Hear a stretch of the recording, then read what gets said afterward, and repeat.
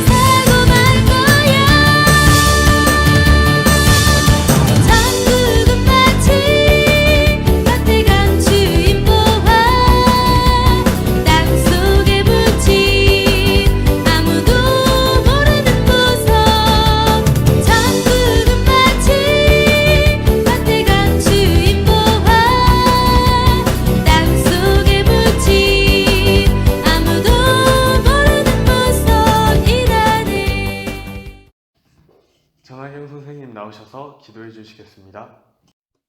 기도드리시겠습니다.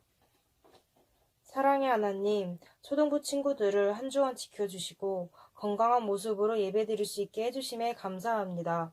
코로나로 인해 예배와 삶이 힘들어지지만 하나님 앞에 드려지는 예배를 소홀히 하지 않도록 친구들의 마음을 항상 지켜주시고 하나님을 사랑하는 마음도 변하지 않도록 친구들의 삶을 인도하여 주세요. 오늘 말씀 전하시는 장윤진 전도사님의 입술을 붙들어 주시고 사용해 주셔서 친구들이 그 말씀대로 살아갈 수 있는 힘을 허락하여 주세요. 한 주간도 초등부 친구들을 지켜주시고 다음 주에도 예배 자리로 인도해 주세요. 사랑이 많으신 예수님의 이름으로 기도드렸습니다. 아멘. 하나님의 말씀은 히브리서 13장 17절 말씀입니다. 너희를 인도하는 자들에게 순종하고 복종하라. 그들은 너희 영혼을 위하여 경성하기를 자신들이 청산할 자인 것 같이 하느니라. 그들로 하여금 즐거움으로 이것을 하게 하고 근심으로 하게 하지 말라. 그렇지 않으면 너희에게 유익이 없느니라. 아멘. 장현진 전도사님 나오셔서 말씀 전해주시겠습니다. 오늘도 예배를 드리기 위해서 그 자리에 앉아있는 우리 친구들을 주님의 이름으로 환영합니다. 오늘은 특별히 말씀 끝에 미션이 있어요. 그 미션을 성공하는 친구들에게는 전도사님이 기프티콘을 보내주도록 하겠습니다. 오늘은 특별히 알아주지 않아도 라는 제목으로 오늘의 말씀을 시작하려고 합니다. 친구들, 용기 있는 행동. 친구들은 용기 있는 행동을 한 적이 있나요? 용기 있는 행동. 친구들이 생각하는 용기 있는 행동은 과연 뭐인지 한번 생각을 해봤으면 좋겠어요. 어느 날 아빠와 아들이 산을 걸어 올라가고 있었어요. 이 얘기를 옛날에도 전도사님이 했던 기억이 나는데 아빠와 아들이 산을 올라가고 있었어요. 아빠가 아들한테 이렇게 질문을 합니다. 아들아, 용기 있는 행동이라는 게 뭐라고 생각하니? 아들이 곰곰이 생각하다가 정답을 맞춘 듯이 신나게 이야기합니다. 괴롭힘을 당하고 있는 친구에게 다가가서 그 괴롭히는 친구를 괴롭히고 있는 사람에게 괴롭히지 말라고 이야기하는 것이 용기 있는 행동입니다. 이렇게 이야기를 했어요. 그 말을 듣고 아빠가 고개를 끄덕끄덕 맞았다는 것처럼 끄덕끄덕 하면서 산을 계속해서 걸어 올라갔어요. 같이 아들과 아빠가 산을 터벅터벅 올라가고 있는데 점점 사람들의 발길이 닿지 않은 험한 산이 나오는 거예요. 정상으로 올라갈수록 사람들이 많이 걷지 않아서 울퉁불퉁한 길이 나오기도 하고, 사람들이 잘 다니지 않아서 풀이 잘 잘려있지 않은 그 길을 계속 걸어가게 되었어요. 그러다 문득 잘 보이지도 않는 저기 바위 구석에 피어있는 꽃을 발견하고 아빠가 그 꽃을 가리키면서 이렇게 이야기했어요. 누가 봐주지 않아도, 누가 알아주지 않아도 자신의 일을 그 자리에서 꿋꿋이 해내는 것, 이게 가장 큰 용기란다. 이렇게 말씀을 하셨어요. 자, 어떤가요? 친구들은 이게 용기 있는 행동이라고 생각을 하나요? 사람들이 다니지 않아서 아무도 보지 않는 그 자리에서 자신이 꽃을 피워내고 자신의 일을 잘 감당해내는 것, 이것이 용기 같나요? 그리고 이런 꽃과 같은 직업을 가진 사람을 본 적이 있나요? 이 세상에는 많은 직업이 있어요. 어떤 직업이 있어요? 우리 친구들도 꿈이 있을 것 같아요. 어떤 꿈을 가지고 있나요? 인기 있는 직업도 있고 돈을 많이 버는 직업도 있어요. 그리고 많이 존경받는 직업들도 있어요. 특별히 존경받는 직업이 뭐가 있을까요? 의사 선생님이 존경받은 적이 많은 것 같아요. 또 학교 선생님들 많이 존경받고 있어요. 왜 존경받아요? 의사 선생님은 뭘 하죠? 아픈 데를 낫게 해주시고 상처를 낫게 해주시고 생명을 살리는 일을 하기 때문에 존경받는 직업이에요. 또 학교 선생님은 왜 존경받죠? 아무것도 모르는 아이들을 정말 잘 지도해서 지식을 가르쳐주고 학교라는 곳에서 많은 것들을 지도해 주시기 때문에 선생님이 존경받는 직업이에요. 생명을 고치고 바른 길로 인도하고 이 두 가지를 한꺼번에 하는 직업이 있어요. 한꺼번에 하는 일이 있어요. 과연 뭘까요? 세상 사람들은 이 직업을 알아주지 않아요. 이 일을 해도 아무도 봐주지 않아요. 이 일이 과연 뭘까요? 바로 우리 옆에 있는 주일학교 선생님이에요. 우리 초등부 선생님이에요. 왜 그럴까요? 주일학교 선생님들은 우리의 보이지 않는 그 영의 건강을 위해서 영의 양식인 말씀을 항상 가르쳐 주시고 우리의 영을 위해서, 우리의 영의 생명을 위해서 항상 기도하시고 항상 신경 써주시는 분이셔요. 그래서 우리가 상처받은 일이 있으면 기도해 주시고 또 말씀으로 영의 양식을 먹여주시는 귀한 분들이에요. 그런데 이렇게 훌륭한 일들을 하시는 분들을 세상 사람들은, 아니 세상 사람들까지 가지 않고 바로 나만 봐도 그렇게 존경하고 감사하지 않아요.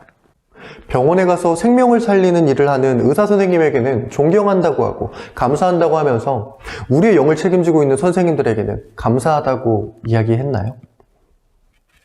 세상에 나가서 세상적인 그런 지식들을 가르쳐주고 우리가 바른 길로 가는 것을 인도해주는 그 학교 선생님들에게는 감사하다고 하고 또 카네이션도 달아드리는데 우리의 영을 항상 건강하게 영적인 양식을 주시고 또한 말씀을 통해서 바른 길로 인도하려고 하시는 그 선생님들에게는 감사하다고 하고 카네이션을 혹시 달아주었나요? 그런데 우리는 이렇게 학교 선생님들보다도 더 함부로 대하고 더 짜증내고, 왜요? 이분들은 항상 웃고 있고 다 받아주시니까요. 그 자리에서 꿋꿋이 자신의 사명을, 자신이 맡겨진 그 영혼들을 위해서 꿋꿋이 일을 해 나가시는 분들이 바로 우리 옆에 있는 그 선생님들이에요. 오늘의 말씀을 한번 다시 보겠습니다. 17절 말씀 시작! 너희를 인도하는 자들에게 순종하고 복종하라. 그들은 너희 영혼을 위하여 경성하기를 자신들이 청산할 자인 것 같이 하느니라. 그들로 하여금 즐거움으로 이것을 하게 하고 근심으로 하게 하지 말라. 그렇지 않으면 너희에게 유익이 없느니라. 아멘. 무슨 말인지 알겠어요? 어려운 말들이 많이 있어요. 뭐 경성하고 뭐 청산하게 하고. 그래서 전사님이 쉬운 성경으로 바꿔서 다시 읽어볼게요. 여러분을 인도하는 지도자들에게 순종하고 그들의 권위를 존중하십시오. 그들은 여러분들의 영혼을 책임진 자들이기에 여러분을 주의해서 살피고 있습니다. 그들이 이 일로 괴로워하지 않고 즐거운 마음으로 할 수 있도록 해주십시오. 그들의 일을 힘들게 하는 것은 여러분에게 아무 도움이 되지 않습니다. 오늘의 말씀을 보면 우리의 영혼을 책임진 사람들이 선생님들이죠. 그래서 선생님들을 힘들게 하는 것은 우리에게 좋지 않다고 이야기하고 있어요. 결코 이 선생님, 주일학교 선생님이라는 것은 아무나 될 수 있는 게 아니기 때문이에요. 에베소서 4장 11절과 12절 보겠습니다. 시작.